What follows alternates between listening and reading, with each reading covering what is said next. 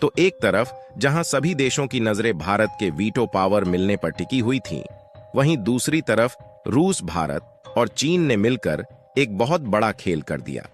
असल में देखें तो अगर रूस को छोड़ दिया जाए तो इटली, जर्मनी और कनाडा जैसे देश भारत को वीटो पावर देने से साफ इनकार कर रहे हैं और उनकी तरफ से यह कोशिश की जा रही है कि भारत को वीटो पावर ना मिल पाए, जबकि उन्हें यह बात मालूम है कि भारत को रोकना उनके बस की बात नहीं है।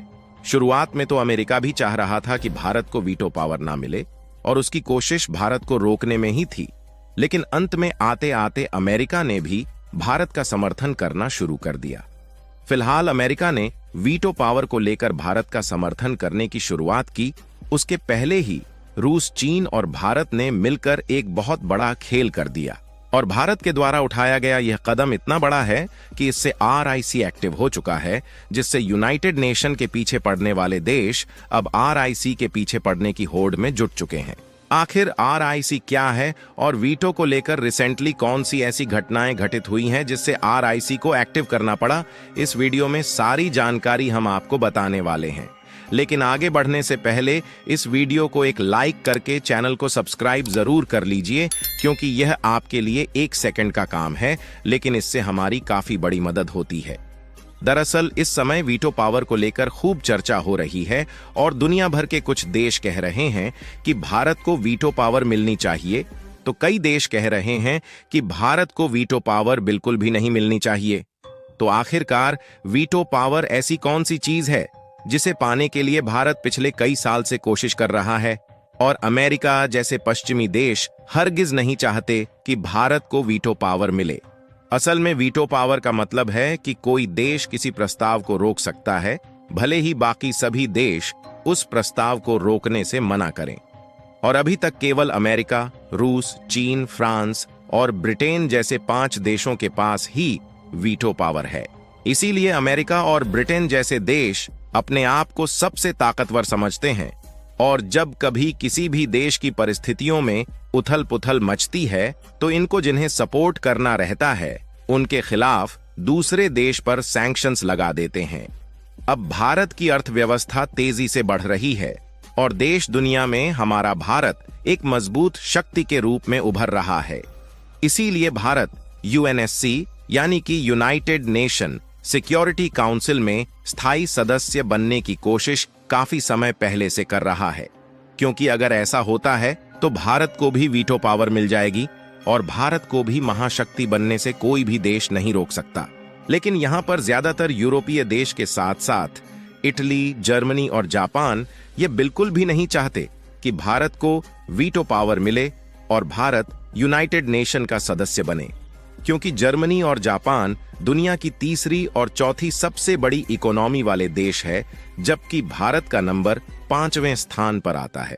और अगर ऐसे में जर्मनी और जापान की बजाय भारत को यूनाइटेड नेशन का मेंबर बनाया जाता है तो यह बात जर्मनी और जापान को पचने वाली नहीं है।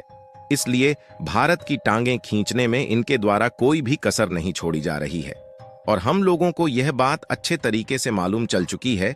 इसीलिए भारत ने वीटो में शामिल होने के बजाय अब वीटो का ही तोड़ निकाल लिया है। जी हां दोस्तों, हम बात कर रहे हैं RIC, जिसका फुल फॉर्म है रसिया, इंडिया, चाइना। साथियों, एक तरफ जहां सभी की नजरें भारत को यूनाइटेड नेशन में शामिल होने और वीटो पावर मिलने पर टिकी हुई थी, वहीं दूसरी तरफ रूस, भारत और चीन तीनों देशों ने मिलकर RIC को एक्टिव कर दिया है, जिससे अभी तक जो यूनाइटेड नेशन की बादशाहत थी वह बादशाहत खत्म होने जा रही है और इसमें अब भारत और रूस की बादशाहत आने जा रही है। दरअसल 11-12 सितंबर को एक महत्वपूर्ण घटना हुई, जिसमें भारत के जो national security adviser Ajit Doval ji है, वह मिलने पहुंचे रूस के प्रेसिडेंट व्लादिमीर पुतिन से। और वहां पर न सिर्फ उनकी मीटिंग रूस के प्रेसिडेंट व्लादिमीर पुतिन से होती है, बल्कि एक खास तरीके की मीटिंग चीन के फॉरेन मिनिस्टर वांग के साथ भी होती है। मतलब यहां पर समझने वाली बात यह है कि इस मीटिंग में रूस भी था, भारत भी था और वहीं पर चीन भी था। ये बात आपको सुनकर थोड़ा अनसुनी जरूर लग रही होगी, लेकिन इस मीटिंग में तीनों देशों के मेंबर मौजूद थे और भारत का कोई छोटा मोटा मेंबर नहीं, बल्कि भारत के जो राष्ट्रीय सुरक्षा सलाहकार है वह खुद इस मीटिंग में पहुंचे थे। लेकिन तीनों देशों के बीच मात्र इस मीटिंग के बाद कुछ ऐसा होता है जिसने दुनिया भर के बड़े बड़े देशों को हिलाकर रख दिया है। क्योंकि मात्र इस एक मीटिंग के बाद भारत के फॉरेन मिनिस्टर एस जयशंकर जी ने इस बात की जानकारी दी कि जो भारत की चीन के साथ डिसएंगेजमेंट प्रॉब्लम है वह 75% सॉल्व हो चुकी है और तुरंत ही जो चीन की आर्मी है वह लद्दाख से पीछे हट जाती है। यानी कि भारत और चीन के बीच में जैसे ही रूस ने एंट्री मारी वैसे ही भारत की एक एक इंच हड़पने की कोशिश में जो चीन जुटा हुआ था उसी चीन की आर्मी पीछे हट जाती है। लेकिन यह सब हुआ इसीलिए क्योंकि दुनिया के जो पावर सेंटर्स है वह वाकई में बदल रहे हैं। एक समय था जब यह बोला जाता था कि अमेरिका के कंट्रोल में यूनाइटेड नेशन है और अमेरिका की ही ओनरशिप वर्ल्ड बैंक पर है।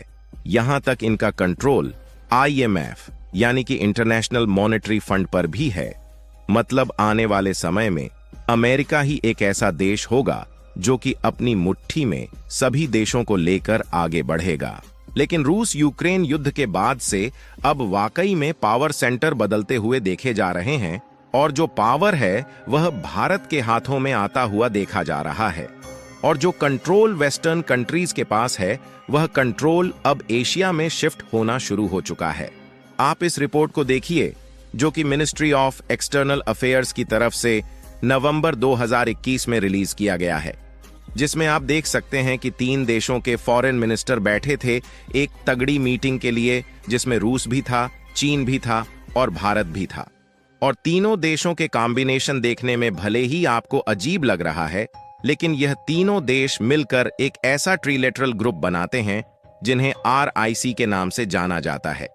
जिस तरीके से चीन ने भारत की प्रॉब्लम सॉल्व करना शुरू की है, अगर इसी तरह भारत की सारी प्रॉब्लम चीन सॉल्व कर देता है तो तीनों देश मिलकर इतना स्ट्रांग पावर कंट्रोल ग्रुप बनाने जा रहे हैं जिसके आगे यूनाइटेड नेशन को तो भूल ही जाइए और वीटो की कोई जरूरत ही नहीं है, क्योंकि रसिया भी एक प्रकार का सुपर पावर कंट्री है।